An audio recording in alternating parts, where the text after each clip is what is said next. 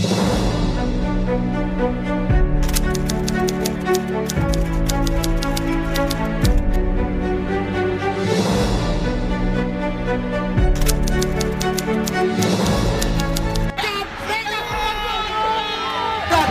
bisa dipastikan, insya Allah Indonesia akan mampu membawa pulang medali emas untuk pertama kalinya dalam 32 tahun.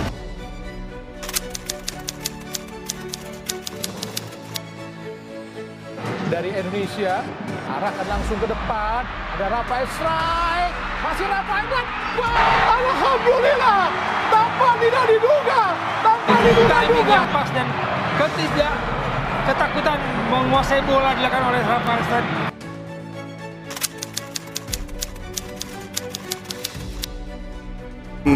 Instigator, satu bola berbahaya dan wow, bisa percaya diri. Matthew Baker memberikan keunggulan yang sangat didamba bagi pasukan Garuda. Sudah 4-4-nya lolos, artinya kembali kita sudah mulai naik kelas. Tim U17 kita, tim U20 kita, tim U23 dan tim senior lolos Piala Asia.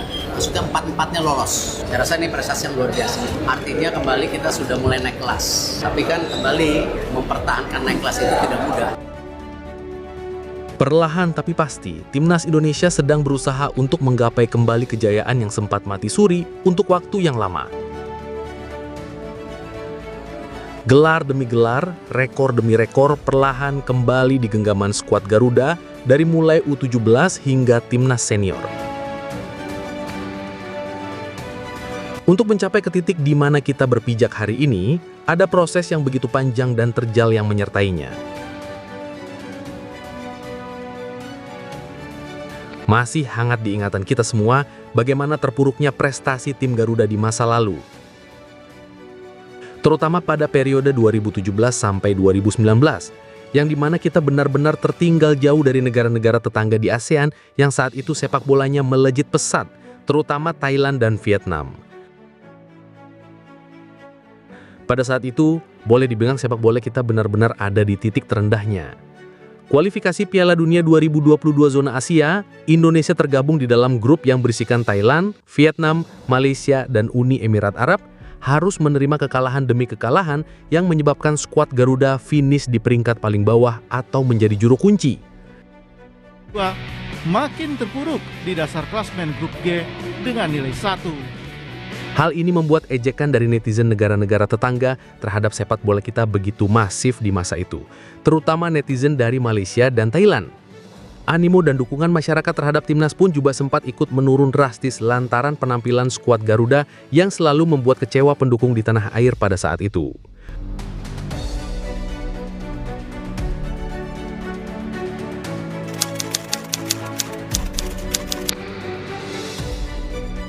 Waktu berlalu, kepengurusan PSSI berganti dengan Muhammad Iriawan yang biasa disapa Iwan Bule menjadi Ketua Umum PSSI dengan Ratu Tisha Destria menjadi Wakil Ketua Umumnya. Beberapa hal segera dilakukan termasuk mengganti pelatih kepala Timnas Indonesia. Setelah menyeleksi beberapa kandidat, nama Sintayong pun akhirnya terpilih dan dikontrak dengan durasi 4 tahun.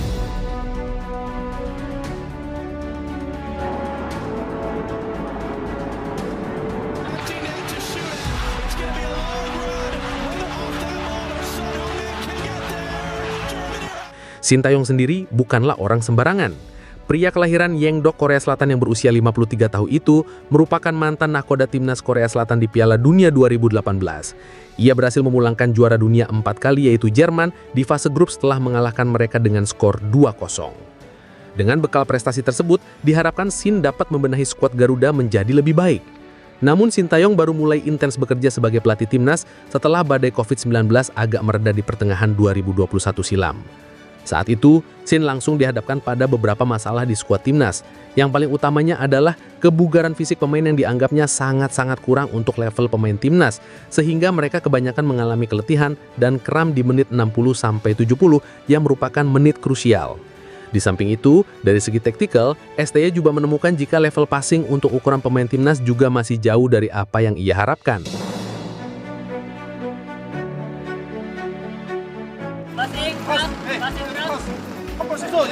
Jangan Iya, pakai ankle 2 kalian main. Di lapangan bagaimana bisa main begitu? Jika hal-hal dasar saja mereka tidak melakukannya dengan baik, lalu bagaimana taktik dapat berjalan? Begitulah kira-kira apa yang ada di isi kepala Sintayong saat itu. Setelah mengumpulkan analisis awalnya, Sin kemudian merancang pola latihan fisik dan taktikal yang keras, ditambah dengan menerapkan peraturan-peraturan ketat untuk menggembleng kedisiplinan para pemain. Dalam hal ini, Sin ingin menciptakan ekosistem di mana siapa yang bisa bertahan, maka dialah yang akan bermain di timnas.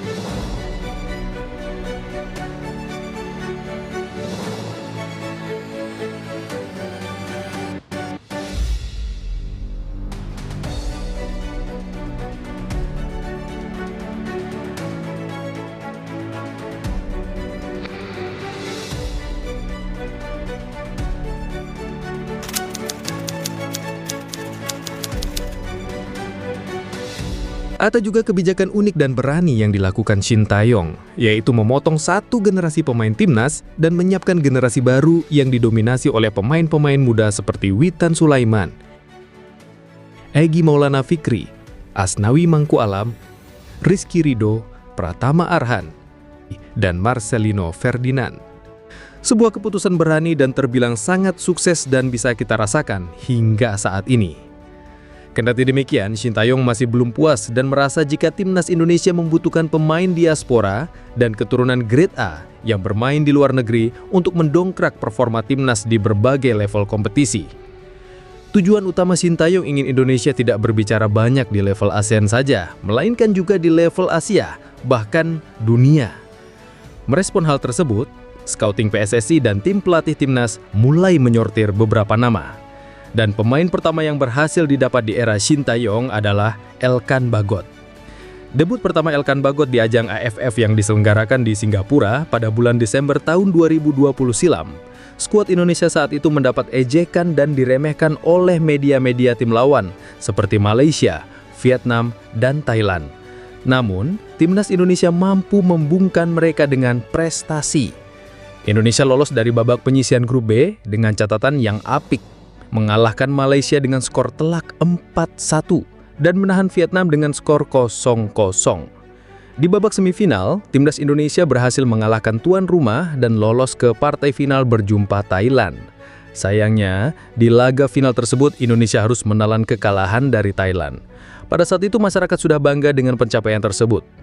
Satu hal yang pasti, penampilan Indonesia di Piala AFF tahun 2020 seolah menjadi pesan terselubung bagi rival-rival tim di Asia Tenggara, bahwa sepak bola Indonesia perlahan mulai bangkit dari mati surinya. Indonesia juga kembali membuat kejutan dengan berhasilnya timnas lolos ke babak semifinal di Piala Asia tahun 2023 setelah berhasil mengalahkan Korea Selatan melalui adu penalti. Hal itu merupakan penantian panjang Indonesia sejak tahun 2007 untuk bisa lolos di Piala Asia.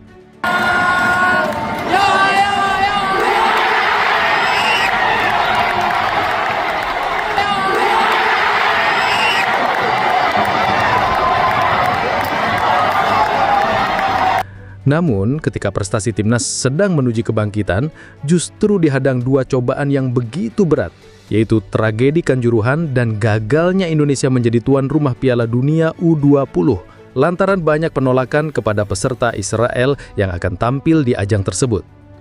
Sanksi FIFA pun membayangi persepakbolaan Indonesia pada saat itu.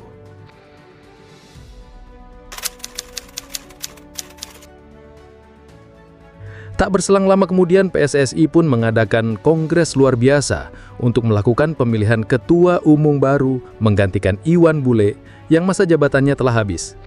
Terpilihlah Erick Thohir sebagai ketua umum PSSI baru untuk periode 2023 hingga 2027. Pria yang menjabat sebagai Menteri BUMN tersebut bukanlah orang asing dalam dunia sepak bola. Tercatat sebagai mantan pemilik klub raksasa Italia yaitu Inter Milan dari tahun 2015 hingga 2019. Dan kini Erick Thohir juga merupakan pemilik klub Oxford United yang berlaga di divisi Championship Liga Inggris. Gebrakan demi gebrakan dilakukan PSSI di era kepemimpinan Erick Thohir. Ia juga gencar mendatangkan pemain naturalisasi grade A untuk memperkuat timnas dari level U17 hingga senior. Namun ada keputusan Erick Thohir yang membuat kaget seluruh penggemar dan supporter timnas Indonesia ketika pemecatan Sintayong dan digantikan pelatih baru yaitu Patrick Kluivert. Kita mengucapkan terima kasih kepada kinerja Coach Sintayong selama ini. Entah apa pertimbangan dari Erick Thohir sampai memecat Sintayong. Yang pasti masyarakat saat itu yang mendukung Sintayong sangat kecewa dengan keputusan ini. Namun apalah daya karena keputusan sudah dilakukan dan harus diterima demi kemajuan sepak bola Indonesia untuk bisa lolos ke Piala Dunia 2026. Mimpi yang sudah di depan mata, mimpi yang selalu didambakan masyarakat di seluruh Indonesia. Satukan doa dan dukungan demi satu tujuan, yaitu kejayaan sepak bola Indonesia di kancah dunia. Salam olahraga.